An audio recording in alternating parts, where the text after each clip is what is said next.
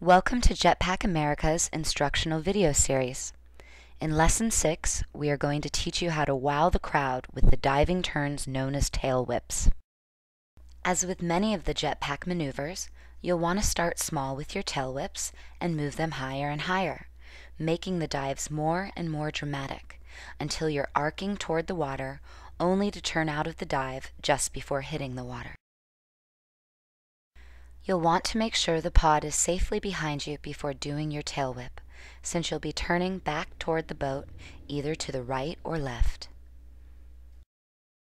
For your first whip, you'll want to start in the 10-foot range, which will give you good separation from the pod.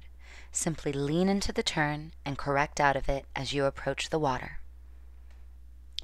Once you get comfortable with the movements, you can start your tail whips higher and higher, and you can dive more and more into the turns. For a more dramatic effect, you can actually look over your shoulder as you pull your legs up towards your chest, which will allow you to invert as you dive toward the water, sending the jet spray high into the air, which makes the move that much more dramatic looking.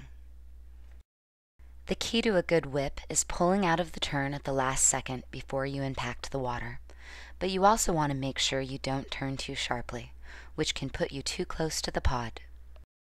As with all moves on the jetpack, practice makes perfect, so keep refining the tail whip movements to get them perfected for you and the crowds looking on. Coming up in Lesson 7, we'll show you the proper technique for pulling off the jetpack corkscrew. See you in the sky.